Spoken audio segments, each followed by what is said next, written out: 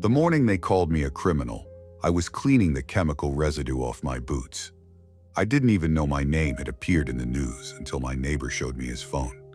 There it was. My full name, my company, and a photo from the bridge site taken months before the collapse. By noon, the reporters were already outside my door, asking how it felt to be responsible for 13 deaths. I had filled in for a colleague who called in sick. Just a small change in the shift schedule, the kind of swap we all did without thinking twice. I didn't even have breakfast that day, just poured coffee into a travel mug, half-dressed, left my apartment with the bitter taste of it still burning my tongue. I didn't know that a few hours later, my name would be on every local news channel, read in a tone of suspicion. It was a late summer morning, one of those damp Midwestern days when the sky feels too close, heavy but colorless. I could smell the river before I saw it. That faint metallic scent that mixes with oil and rust from the bridge support. The Mississippi was calm that day, flat and reflective. But I remember thinking how strange it looked under that gray light, like a mirror that didn't want to show the truth. I parked my truck under the service ramp, logged my inspection ID, and checked the vibration monitor readings. Everything looked normal. A few anomalies, but nothing that screamed danger. I had seen worse. Still, I had an uneasy feeling I couldn't explain.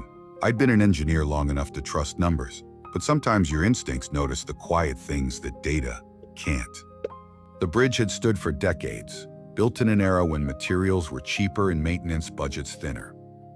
Every year we patched, reinforced, sealed cracks, but the structure had grown old, like a tired animal carrying more weight than it should. I had filed 3 separate reports over the past year about stress marks in the south span. I even included photos, close-ups of hairline fractures, shifts in alignment, rust creeping along the gusset plates. Each time, I got the same response. The deferred to next review. Deferred. That word had started to feel like a sentence. That morning, I climbed the maintenance ladder and stood halfway between the upper deck and the support beam, watching the steady rhythm of traffic above. Trucks, commuters, a school bus, all crossing as if nothing in the world could go wrong. I wrote down temperature readings, checked the load sensors, took a few more photos. I remember tightening the strap on my helmet as a semi rolled over the deck, making the metal vibrate under me. I felt it travel through the structure like a pulse. That's when it happened. It wasn't a loud crack at first, more like a shiver through the steel. The kind of sound that would mean nothing to someone passing by, but to me, it was language. I looked up and everything seemed to hold its breath. Then, a noise like thunder trapped inside metal. The deck tilted, then dropped, not in one piece, but in fragments, folding in on itself. I don't remember running. I remember weightlessness, the impossible silence before impact, and then sound returning all at once. Cars crashing, steel bending, screams, water exploding upward as tons of concrete hit the river. Air filled with dust and heat and that awful scent of burning rubber. When I opened my eyes, everything was gray. I was lying on my back, my ears ringing, my left leg pinned under something heavy. The world had gone still. I could hear the faint creak of twisted beams settling into the water, and the distant sound of sirens that hadn't even reached the bridge yet. Somewhere nearby, a child was crying. That high, trembling sound that cuts through every other noise. I don't know how long it took before the rescuers found me. When they pulled me out, I tried to stand, but the pain shot up my leg, and I almost blacked out again. They carried me to the shore, and I saw what was left of the bridge. A broken skeleton half submerged in the river. Cars scattered like toys, people standing in shock on the surviving end. They loaded me into an ambulance, asked for my name, my position, what I remembered. I told them I was with the Department of Transportation, Bridge Maintenance and Structural Review. One of the paramedics looked at me for a moment, as if the words didn't make sense. Then he said, "You were on it when it fell." I nodded. He didn't say anything else after that. At the hospital, they cleaned the wounds, took x-rays, and asked if I wanted someone to call my family. I said no. My family and I hadn't spoken much since the divorce. My ex-wife lived 2 states away, and my son was in college. I didn't want their first call from me in months to come with headlines attached. By the time night came, my phone started vibrating non-stop. News alerts, emails, messages from coworkers. The headline read, engineer on duty during Minneapolis bridge collapse under investigation for negligence. My stomach dropped. I had survived, but in the public eye, I was already guilty. The next morning, 2 investigators from the National Transportation Safety Board came to see me. One took notes, the other watched my eyes. They asked if I had any previous concerns about the structure. I told them I had filed several reports. They asked if I had proof. I said yes. I had copies in my work locker. They exchanged a glance I didn't like. Later that day, my supervisor called. His voice was sharp, cold. They're saying the gusset plate failures trace back to missed maintenance windows. Your name's on those reports. Me too. My reports warned about it, I said. He didn't answer right away. Then, you just be careful what you say right now. Everyone's looking for someone to blame. When I was discharged 2 days later, reporters were waiting outside the hospital. Cameras, microphones, questions shouted like accusations. Did you ignore safety warnings? How does it feel knowing people died? I said nothing.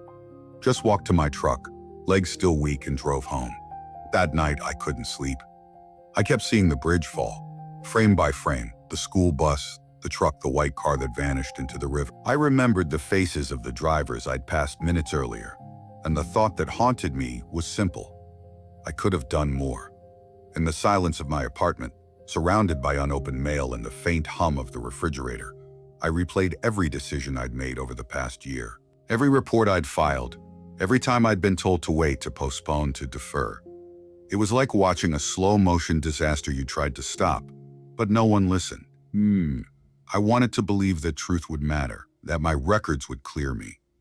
But deep down, I already knew how these things went. When tragedy strikes, people want a face to blame. And mine was the only one left standing. The first week after the collapse felt like a month. Every day bled into the next, a blur of headlines, statements, and faces I didn't recognize calling me by name on television.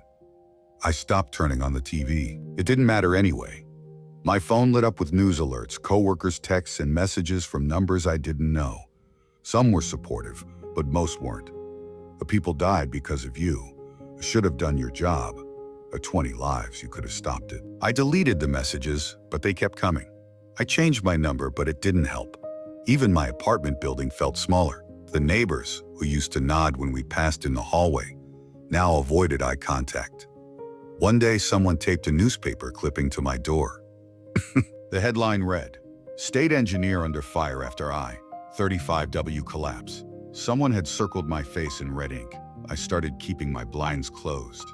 The department suspended me within a week, a pending review. It sounded temporary, procedural, but when I turned in my badge, I could feel what it really meant. The supervisor didn't look me in the eye. No handshake, no word of thanks. Just a printed memo and the echo of my own footsteps as I left the building. Outside, reporters waited again. Cameras, microphones, questions thrown like stones. I didn't say anything. The silence made me look guilty, but speaking would have been worse. The first time I left the city afterward, it wasn't by choice. The National Transportation Safety Board called me in for a formal deposition. I sat in a conference room with 3 investigators, a pile of documents between us. They asked for every report I'd filed in the past 3 years, every email I'd sent to supervisors, every note from inspection sites. I handed them a folder. Copies of everything I'd kept. One of them, a woman with a calm voice and tired eyes, asked if I'd ever felt pressured to change data. I told her yes. Not in words, but in tone. The quiet kind of pressure that hides behind budgets and signatures. She nodded, as if she'd heard that answer before. The others didn't react. They asked why I hadn't escalated my concerns beyond the department. I said I trusted the process. The man across from me smiled thinly. "The process failed," he said. "I know," I said. After that, I went home and didn't speak to anyone for days. My apartment smelled of dust and burnt coffee. I had no routine anymore. I used to wake at 6, leave by 7, check reports, inspect sites, file notes, orders. Now I woke without reason. Some mornings I didn't shower, didn't shave, didn't open the blinds. The only sound came from the refrigerator and the faint hum of traffic outside. The same sound that used to mean life, now just a reminder of movement I wasn't part of anymore.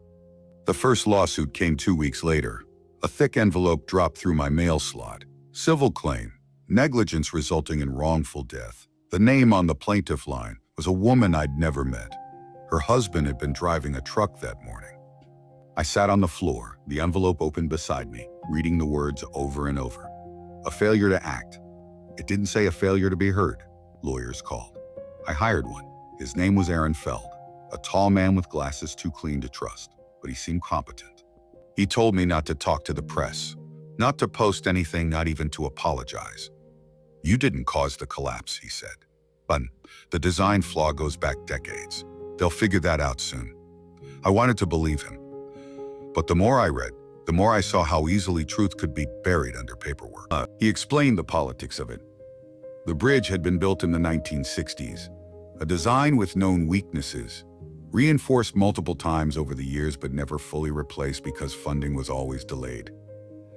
It's a state and federal overlap mess, he said. They'll need someone visible to absorb the public anger. You're the one with your name on the latest report. I asked what I should do. He said, stay quiet. Time makes people forget. But I didn't forget. Each night I saw it, the tilt of the deck, the sound before the fall, the moment gravity pulled it all away. I woke sweating, the noise still echoing inside me. I started writing it down, everything I remembered, every small detail, every sound and smell. I filled pages, not for anyone else, just to empty my mind. Some nights I went down to the river. The site was fenced off, guarded now, but from the opposite bank you could still see where it had stood. The water flowed calmly again, pretending nothing had ever broken there. The first time I went, I stayed for hours, watching the current until the city lights blurred.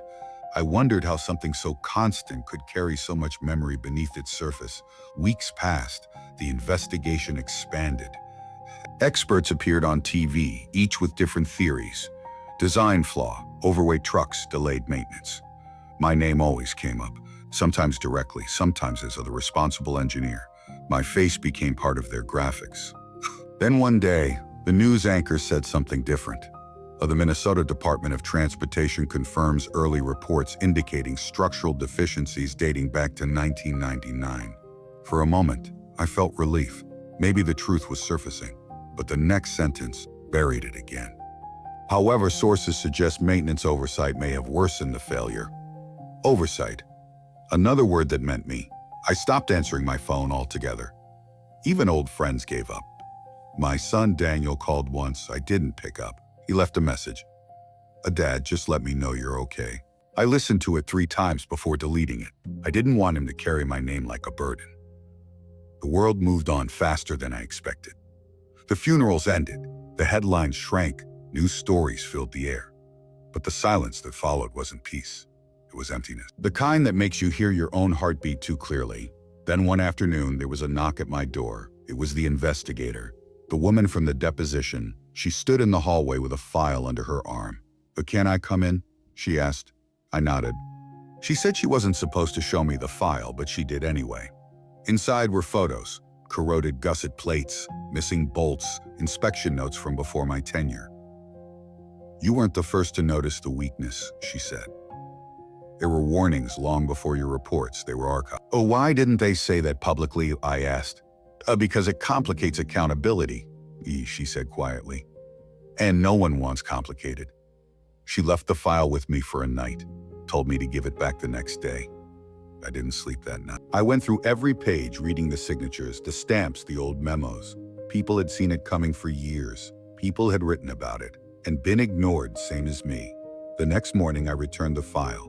She said nothing more, only that the board's final report would take months. They'll say what they can, she said. But you should prepare yourself.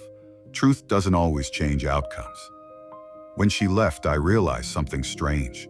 I didn't feel anger anymore, just a quiet kind of exhaustion, like I'd already used up all my strength trying to be understood. I started walking every morning again. I didn't go far, just down to the riverbank, near the reconstruction site. They'd already begun clearing the debris, driving new pilings, talking about modern design and safety reforms. I watched them work, anonymous and calm. None of them knew who I was anymore, and for the first time I didn't mind. The bridge that had fallen was gone. The blame, the noise, the shame, still there but fading. And somewhere beneath it all, under the water, under the city's noise, I began to feel something like acceptance, not peace. Not yet, but something close enough to breathe again. Time moved differently after the investigation ended. Not faster or slower, just quieter. There were no more interviews, no more calls, no more reporters outside my door. The official report had been released, a thick document full of numbers and phrases that only engineers would read. It blamed a combination of design flaws, material fatigue, and deferred maintenance schedules. My name appeared only once, buried in the appendix, listed as the last engineer to have filed a structural notice before the collapse. It should have cleared me. But reports don't clear people. Silence does, and silence takes longer to arrive. The public stopped mentioning me after a few months. The news turned to other things. Elections, storms, scandals. I became a footnote to an old tragedy. But that kind of forgetting is double-edged. The world forgives you only because it stopped caring. I tried to work again. I sent out applications to small firms in nearby states. Nothing high profile. Just bridge inspection, maintenance coordination, low-risk projects. Most of the time I didn't get a reply. When I did, it was polite but distant. We appreciate your experience, but the position has been filled. Everyone Googled names now. My reputation wasn't a scar. It was a search result. Eventually, I took part-time drafting work for a private contractor. No field work, no supervision, just design reviews from home. I paid the bills. I sat at a small desk by the window, redlining diagrams, double-checking load calculations, making notes that no one read carefully. I still used the same pencil brand I'd used on the bridge. Yellow mechanical, 0.5 lead. Some habits stay because they're anchors. Outside life went on. The city rebuilt. Every few weeks I'd drive by the new construction site, still fenced off but already taking shape. Concrete columns rising from the water like cautious beginnings. The project manager was someone younger, someone clean of the past. They called it the new I-35W. Same location, same purpose, new promise. Watching it, I felt something I couldn't name. Not pride, not bitterness. Maybe just distance. Like seeing a photograph of your old life and realizing it belongs to someone else. In winter, the river froze. The cranes stood still, wrapped in frost. I started walking more, trying to feel part of the world again. Small routines. Coffee from the same shop each morning. Groceries every Thursday. Reading the paper even when the stories didn't interest me. I wasn't looking for meaning anymore, just rhythm. Sometimes people recognized me. Not often, but enough. Once at a grocery store, an older man stopped near the produce aisle. "You're the bridge guy, right?" he said. I nodded. He hesitated. "A tough deal. My nephew was on that bridge. Broke his leg, but he's fine now." I said I was glad to hear that. He studied me for a moment, then said, "Don't let them tell you it was all your fault." He walked away before I could answer. It was the first kind thing anyone had said to me in a year. Spring brought more noise to the city. Construction, tourists, music from open bars near the riverfront. The new bridge was almost complete. I kept my distance until the opening day when they held a ceremony. I stood far from the crowd near the opposite bank. The governor gave a speech about progress, resilience, lessons learned. The words echoed through the loudspeakers, smooth and empty. People applauded, balloons lifted into the sky, cameras flashed. No one looked at the water beneath. Later that night, I crossed the new bridge alone. The deck still smelled of fresh asphalt, the lights too bright, almost sterile. The river below reflected the glow like molten glass. I walked slowly, tracing the guardrail with my hand. Every vibration felt wrong, not because the bridge was unsafe, but because I no longer trusted structures the way I used to. Halfway across, I stopped and looked down. The current was calm. For the first time since that day, I didn't see the wreckage anymore. I saw only water moving forward. And for a brief moment, that was enough. I started volunteering after that, not with engineering, but with a local recovery group that supported trauma survivors. They met in a community center every Tuesday evening. At first, I didn't speak. I just listened. People talked about fires, car crashes, sudden losses. No one mentioned bridges. Eventually, they asked about me. I told them I'd worked for the state, that I'd been on site during an accident years ago. That was all. No one pressed for details. They just nodded. That small mercy, to be seen without being dissected, felt like healing. Months turned into a year. I kept attending meetings, helped organize logistics, printed flyers, fixed the building's old heating unit. Can you? One night, a woman named Claire, whose husband had died in a workplace explosion, asked me how long it took to stop blaming yourself. I told her honestly that I didn't know. It fades, I said. Oh, but it never disappears. You just learn to live beside it. That became my quiet truth. Guilt isn't a thing you defeat. It's something you accommodate, like an old injury that reminds you of what matters. I stopped waiting for the world to forgive me. I started trying to forgive the world. In early spring, I got a letter from my son, Daniel. We hadn't spoken in nearly 2 years. It was short. 2 pages, neat handwriting. He'd finished college, gotten a job in another state. He wrote that he'd seen the new bridge on a trip and thought of me. I'm proud you tried to do the right thing, he wrote. Those words broke something open inside me. Not pain, not relief, just release. I folded the letter carefully and kept it in my wallet.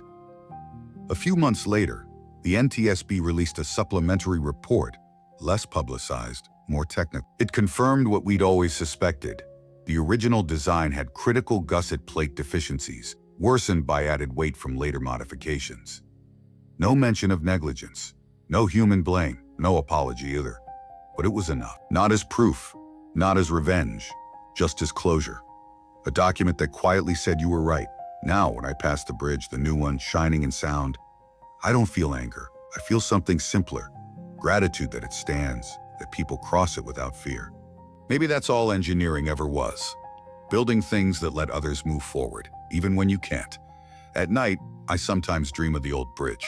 Not the collapse, the quiet mornings before it, when the river shimmered under the first light, and I'd write notes in my logbook about minor cracks and humidity levels. In those dreams, the structure never falls. It just stands there breathing with the city, alive and whole. I always wake before it breaks. I didn't expect to ever stand near the river again. Months had passed since the hearings, the interviews, the long nights staring at the ceiling, waiting for my heart to slow down. By the time the frost came back to Minneapolis, the city had already begun to erase what had happened. New concrete, new railings, new signs promising a safer future. But for me, time hadn't moved. Every morning felt like the same gray dawn, the same hollow quiet before traffic began. When the letter arrived, I thought it was another legal notice. I almost threw it away. It came from a consulting firm that had been hired by the state to advise on the new bridge.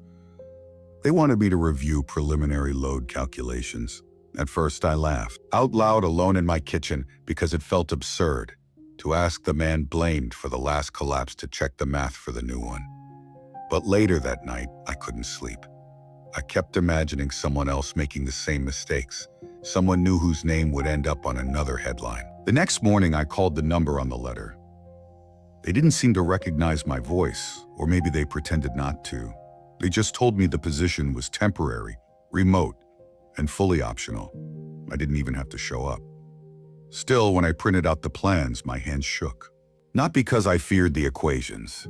I knew them all by heart, but because I could see the ghosts hiding behind every column and beam. For the first week, I barely left the house. I set up my old drafting table in the corner of the living room and spread the blueprints across it like a map of memory. The smell of paper and ink mixed with the cold air from the window. Outside, the city kept moving. Delivery trucks, school buses, normal life. While I sat tracing lines of stress and load, looking for the tiny details that could turn into tragedies. At night, I'd make coffee and walk down to the riverbank. They'd built fences around the site, but from the far side, I could see the lights of the cranes. Each movement looked deliberate, rehearsed. I thought about the men and women working up there, their boots scraping against steel beams, probably unaware that the river below still carried the weight of everything that fell. People had stopped talking about me. That was both a relief and a quiet grief. In some ways, being hated was easier than being invisible. When I went to the grocery store, no one looked twice. No one whispered. It should have felt like freedom, but it felt more like being erased. One evening, as I reviewed the tension values for the suspension cables, I found something small. Not an error, just a discrepancy. A load tolerance written in inches instead of millimeters. It wouldn't have caused a failure, but I sent an email anyway. Old habits. The next morning, a project manager thanked me and asked if I wanted to attend an on-site meeting to clarify a few things. I told myself it was just to help them get it right. But when I stood by the edge of the river again, wearing my old work jacket, I realized I'd missed the sound of construction, the deep hum of machinery, the voices shouting measurements across the air. It was like returning to a language I'd forgotten I spoke. The foreman shook my hand. He didn't mention my name, but his eyes flicked for a second as if searching memory. No one said anything. I showed them the adjusted load path, explained how the expansion joints should distribute stress more evenly, and that was it. 10 minutes of work. Yet walking back to my car, I felt a strange lightness, something I hadn't felt since before that summer. Purpose. In the following weeks, they asked me to review more documents. I started visiting the site more often, always careful to stay in the background. A few of the younger engineers started asking quiet questions, curious about methods and history. One afternoon, one of them admitted she had studied my old reports in university. They said you caught things nobody else saw, she said softly, before realizing what she'd said, and looking away. I didn't correct her. Winter came harder that year. Snow drifted along the river, muting the noise of machinery. I'd walk home past the bridge each night, the glow of sodium lights bending through the frost. It was beautiful in a sad way. The city healing, the water still moving beneath. I'd think of the families, of the people who never made it home that day. Sometimes I'd stop and whisper their names, even though no one could hear. One night, after a long shift of checking final stress tests, I found myself alone on the viewing platform that overlooked the new span. It wasn't open to the public yet, but the guard recognized me and nodded. From there, I could see the whole structure, strong, silent, ready, my breath fogged in the air. For a moment, I wondered if the river remembered too, or if it had already forgiven. When the new bridge finally opened, I stood at a distance. I didn't attend the ceremony. I watched from across the water as traffic began to flow again, slow at first, then steady, like a heartbeat returning after a long silence. People cheered, cameras flashed. I stayed behind a chain-link fence, hands in my pockets, listening. That night back home, I sat at my desk and closed the folder that held all my notes. The city didn't need me anymore. Maybe it never did. But I knew I had done the right thing, quietly, without applause. And for the first time in years, when I looked out the window at the dark river below the streetlights, I didn't see the collapse. I saw something rebuilt, something that could stand. For watching. Don't forget to check out our other stories about real people and real emotion.